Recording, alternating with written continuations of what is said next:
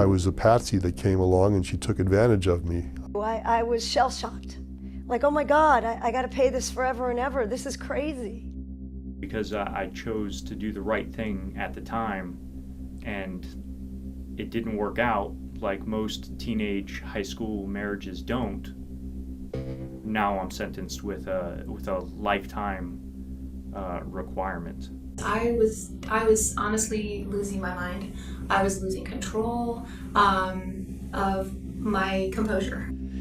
These people are talking about something they never knew about and couldn't imagine the day they took their wedding vows.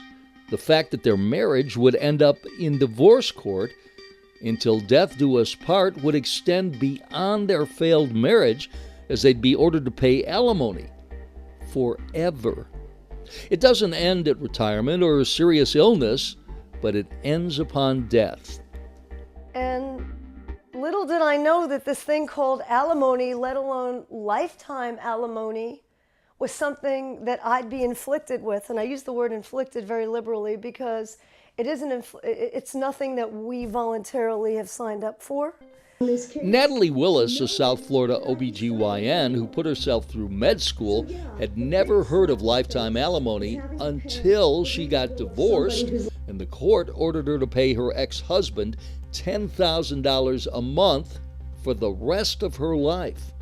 It sent Willis into deep depression. Things sort of deteriorated. I couldn't pay my alimony. I couldn't pay my own.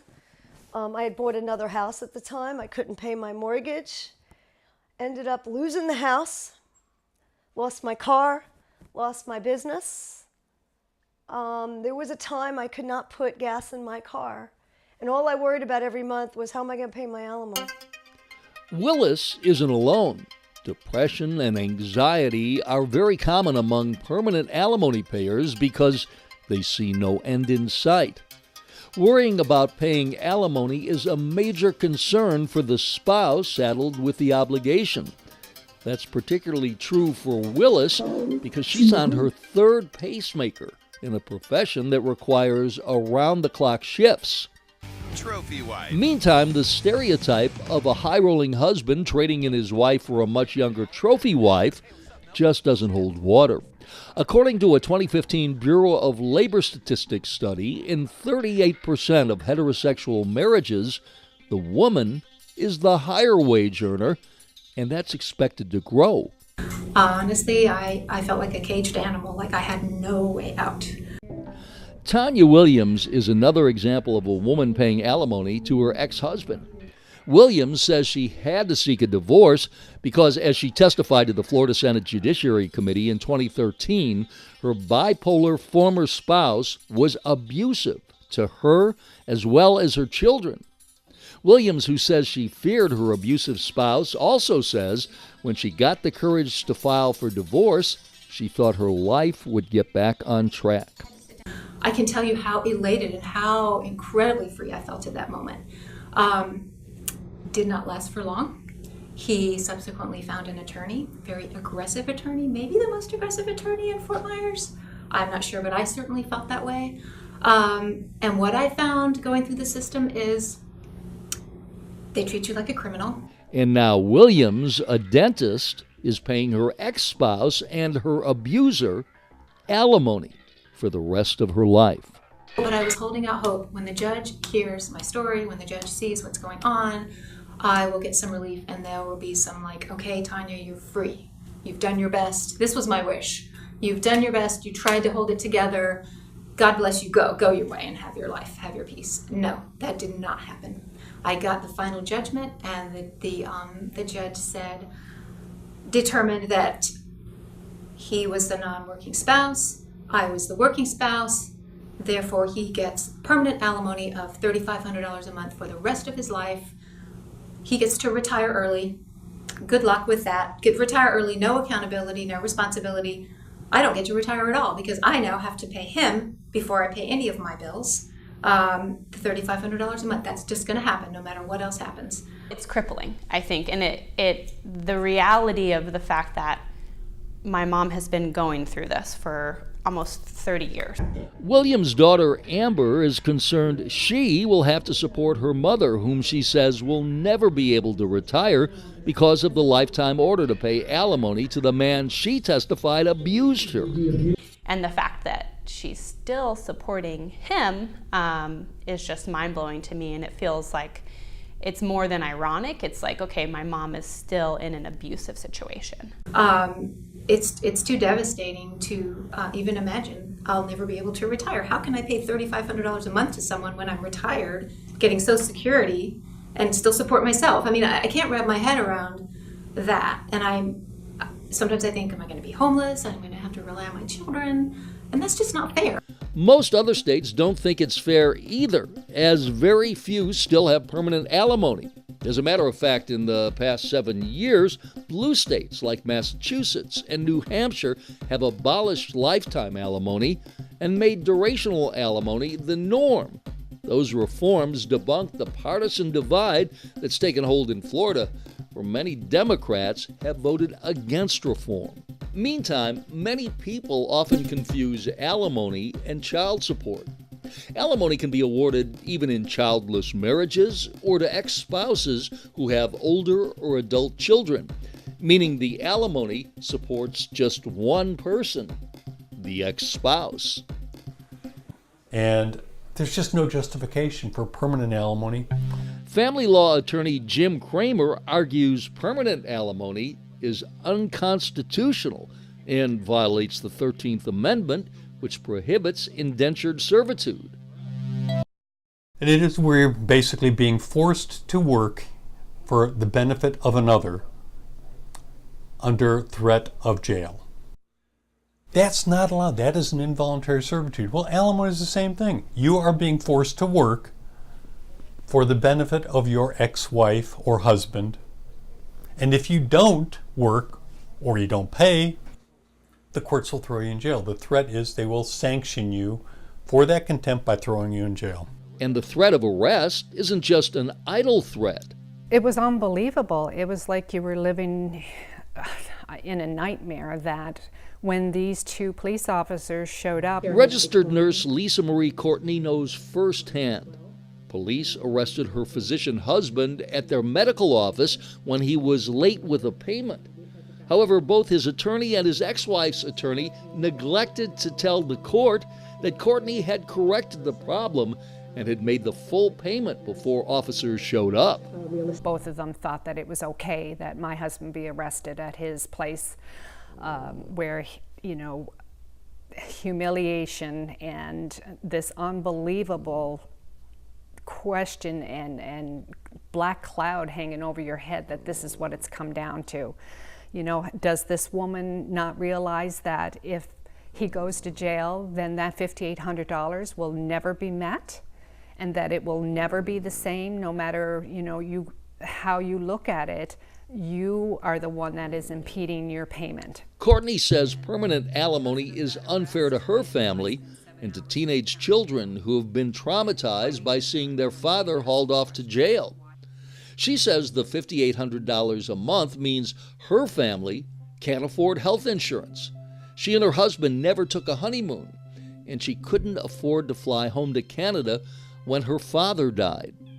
Although Florida divorce law says the award of alimony may not leave the payer with significantly less net income than the net income of the recipient, and both parties are supposed to maintain their previous lifestyles, it just doesn't work that way. It's a fallacy because obviously the payer can never live a lifestyle like they've lived prior to the divorce, because he is now supporting two families, especially if they have moved on. If they didn't, you know, you got two households, you got two homes, two cars, two of everything. His lifestyle has changed. Hers has gotten better. She has never had $5,800 a month at her leisure to do what she likes, so therefore she is able to buy and pay for the trips to Paris, to England, to go home and take the two girls and her boyfriend over to England to, you know, have a leisurely vacation, which we I think the furthest we've been in the last 8 years is Orlando for a vacation. The Florida law doesn't hold a lifetime alimony recipient accountable for ever becoming self-sufficient, whether they're currently working or worked in the past. Additionally, no rehabilitation plan is required. So far, Lisa Marie's husband has paid out $1 million in alimony to a person who is trained as a registered nurse. Traditionally, Florida courts have assumed physicians can pay permanent alimony even if they no longer work. Michael Morgan is a prime example.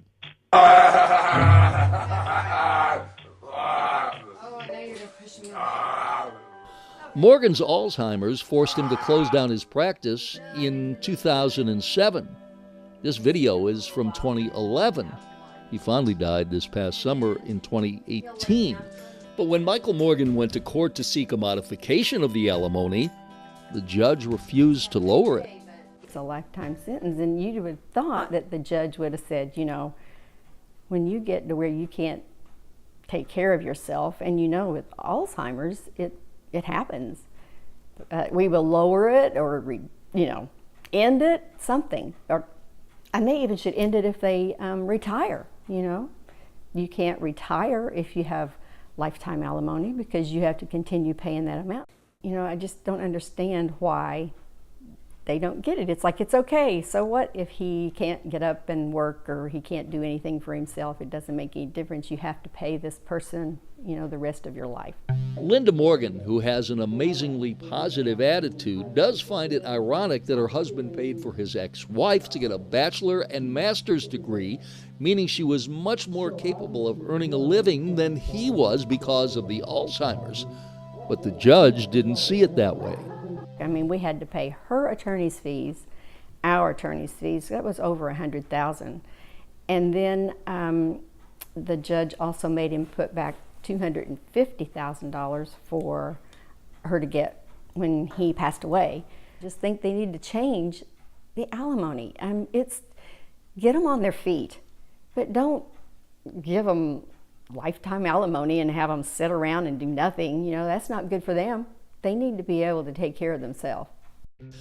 But even ex-spouses who don't sit around and do nothing and can easily take care of themselves because they're earning a decent income are able to take advantage of Florida's permanent alimony law.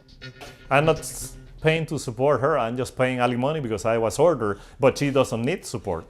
Meet Jose Alemán, a cardiologist who's under court order to pay his ex-wife $50,000 a year for the rest of his life, despite the fact she's a dentist, and Alemán says his ex-wife has a six-figure income. But the court forces you by jail time to pay alimony and keep the standard of living of the lower income spouse. No matter how is your standard of living, I think that's not right. Makes no sense. And like so many others sentenced to lifetime alimony, Alemán says he's resigned to the fact he'll work the rest of his life. So I don't see myself retirement. I'm mentally prepared not to retire unless there is a drastic change in the law. I'll probably, either be demented, writing prescriptions on the desk and they'll kick me out, or I'll just drop dead.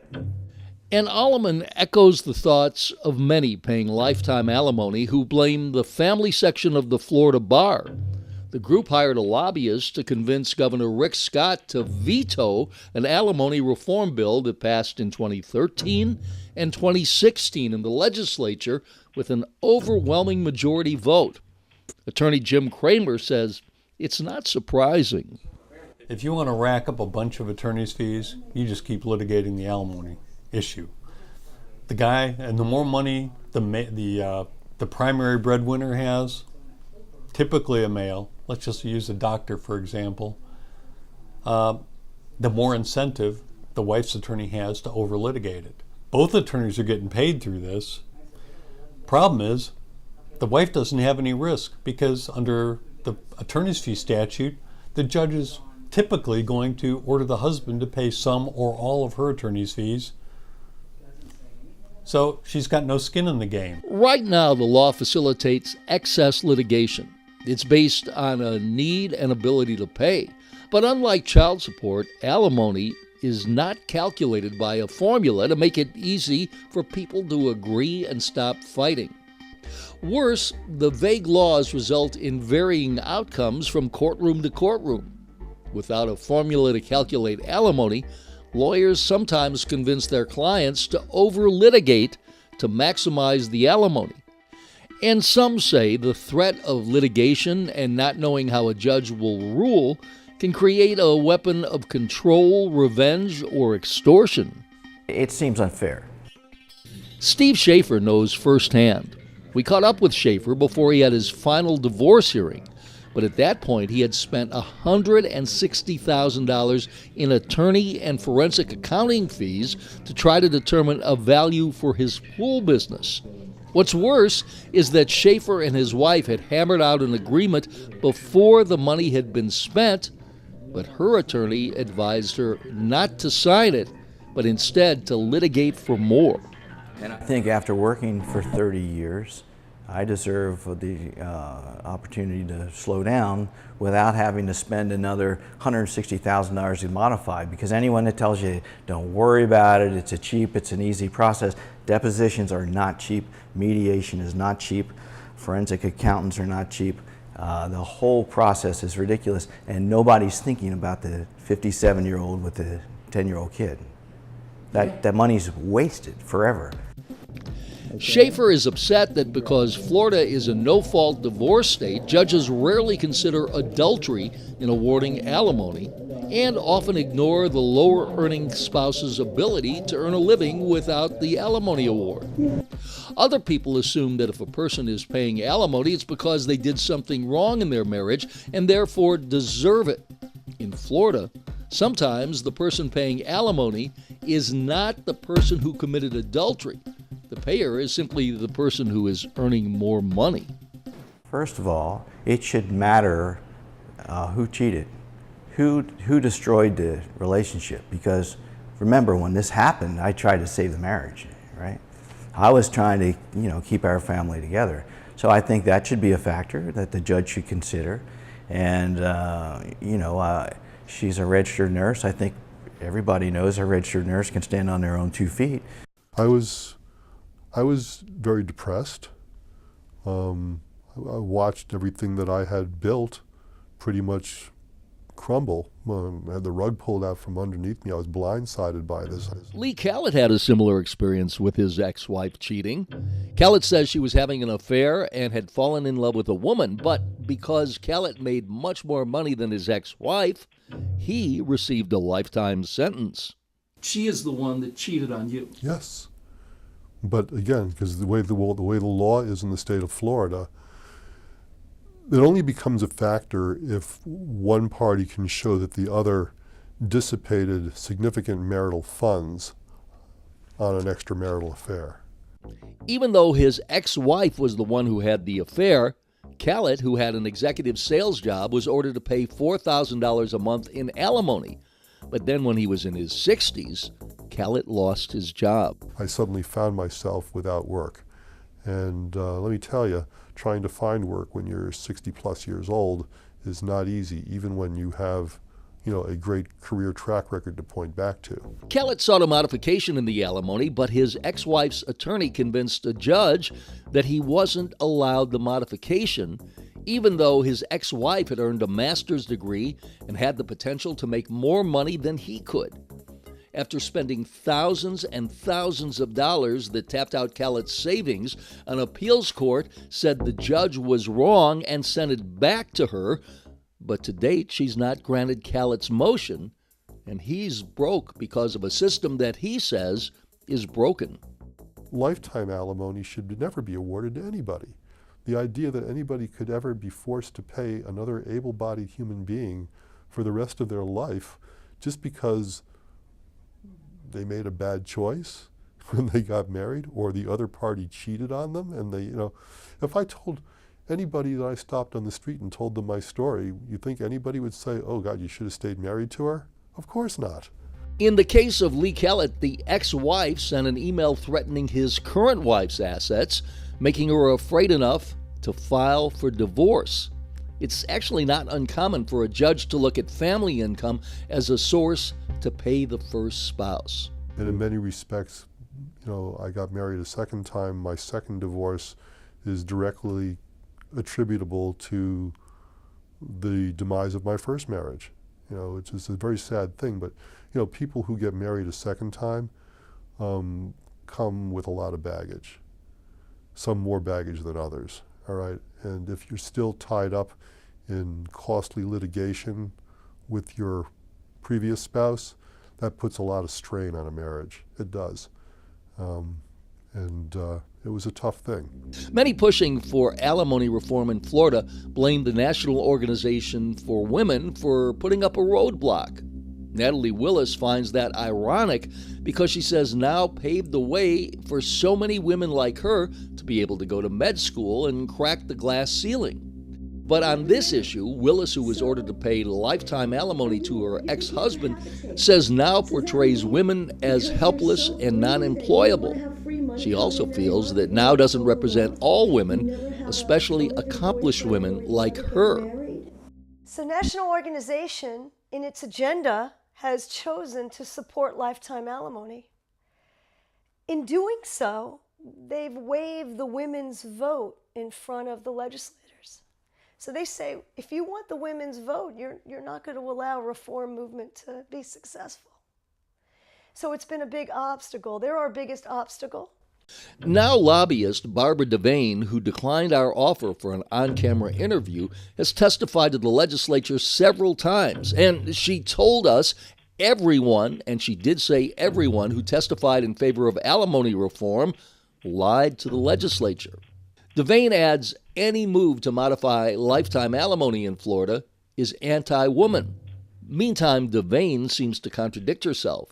In her 2015 Senate Appropriations Committee testimony, the four-time divorcee states, "No, I have never asked for alimony because I'm one of those smart women who did not give up my career." She continued later in her testimony to say, "All my ex-husbands should be very grateful." It's just not fair, not in today's day and age of equal opportunities for everyone, not with online schools, online colleges, and everyone has the ability to increase their situation. Dennis Parent, who is an Army helicopter pilot, says his 12-year marriage fell apart during his several deployments to Iraq. And Parent says if he lives a long life, he could be paying alimony 4 times longer than he was married. And it irks him that his ex-wife is living a better life than he is. My ex-wife consistently posts photos on social media about, her new tattoos and vacations. She's taken more vacations in the last, 6 years than I have. Meantime, lifetime alimony pushes some beyond wanting to live. Petra Howe's fiancé, Daniel Inman, was forced to eat in a soup kitchen, and he's so depressed he can't talk about it on camera. And being suicidal because he didn't know how to live anymore. He was very depressed. He still fights depression. He fights anxiety. Still, he is on the edge when I talk about her. But under state law, Inman should no longer be paying alimony because his ex-wife remarried. But unbelievably, the judge refused to vacate the order, and Inman doesn't have enough money to file an appeal. Once a financial affidavit is done, and once it's proved there is resources, and once it's proved that the person is remarried, the other party should not be obligated to go ahead and continue supporting that partner because it's not their duty anymore. The current laws were enacted during a time when single-family incomes were common. Women infrequently worked, and women routinely didn't pursue higher education or professional careers. Today, the outdated laws don't reflect the reality that women represent more than half of college attendees and more than 30% out-earn their male spouses. Today, the antiquated laws result in unintended or unforeseen consequences that negatively impact the payer, materially affect families, and create an unending animosity. But these abuses that include a woman paying alimony to a man who abused her, a physician who not only could not work but also couldn't think or take care of himself, and spouses who were victims of cheating spouses will continue until the law is changed. And the only hope is the legislature and the new governor. As I said, I never would have expected that this was going to be my life. And to this day, I have a hard time believing that this is how my life has turned out, because everything that's happened since then has been a direct result of that. He has no skin in the game. What's his incentive to work? What is his incentive? There is none. I would say this is just so unfair. Whether or not my ex-husband was abusive or not, this is just wrong.